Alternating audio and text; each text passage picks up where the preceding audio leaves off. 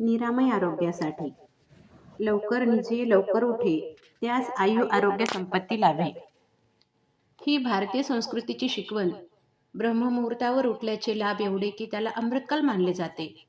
पृथ्वीवर समस्त मानव, मग तो कोणत्याही देशाचा, धर्माचा, पंथाचा, कुठल्याही भाषेचा असो, आज त्याच्यासमोर निरामय जीवनाचे आव्हान आहे. आज उद्भवणारे रोग, व्याधी निसर्गनिर्मित काही किंवा मानवनिर्मित आहेत. जगभरात होणाऱ्या व्याधी, उद्भवणारे साथीचे रोग हे पण जवळपास सारखेच. मग त्याचा सामना करण्यासाठी मानवतेने एकमेकांना मदत केली पाहिजे. आरोग्यविषयक जनजागृती करायला सर्वजण एकत्रित झाले पाहिजे. त्यासाठी हा आरोग्य दिन, पहिला जागतिक आरोग्य दिन 7 एप्रिल 1955ला साजरा केला आणि दरवर्षी 7 एप्रिल जगभरात आरोग्य दिन म्हणून साजरा होतो. आज जागतिक आरोग्य संघटनेत 193 देश एकत्र आहेत. हे देश उद्भवणाऱ्या आरोग्य समस्येचा एकत्रितपणे सामना करतात. अलीकडेच करोनाचा सामना एकत्रितपणे सगळ्यांनी केलेला आहे.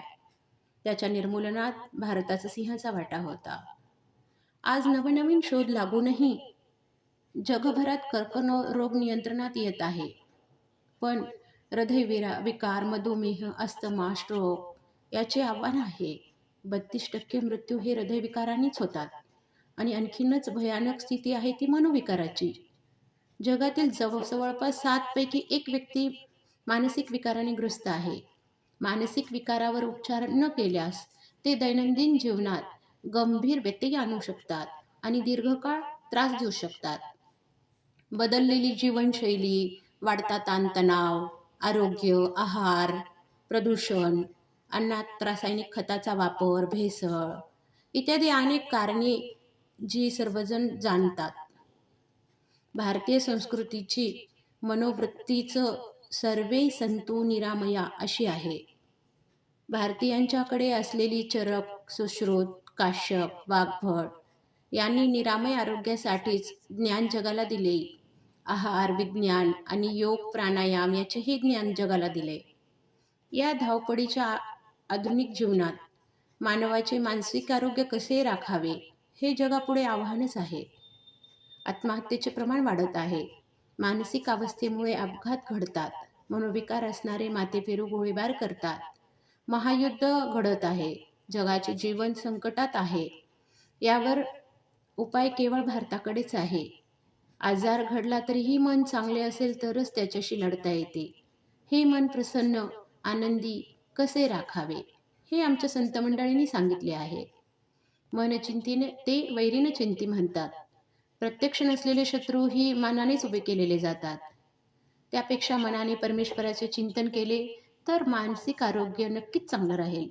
यासाठी ईश्वरी चिंतनाचा भक्तिमार्ग हा सुलभ सोपा उपाय आहे.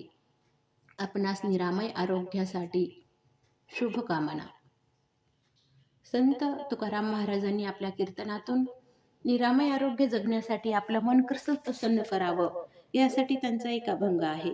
मन करारे प्रसन्न, सर्व सिद्धीची कारण, मोक्ष अथवा बंधन, सुख समाधान इच्छाते. मने प्रतिमा स्थापिली, मने मनापूजा केली, मने इच्छा पुरविली, मन माऊली सकळांची. मन गुरु आणि शिष्य, करी आपुलेची दास्य, प्रसन्न आप आपसात, गती अथवा अधोगती. साधक वाचक पंडित, श्रोते वक्ते ऐका मात, नाही नाही अनुदैवत, तुका म्हणे दुसरे. संत तुकाराम महाराजांची ही रचना आपल्याला आरोग्यासाठी, निरामय आरोग्य जीवन जगण्यासाठी खूप उपयुक्त आहे. लाभ घ्यावा.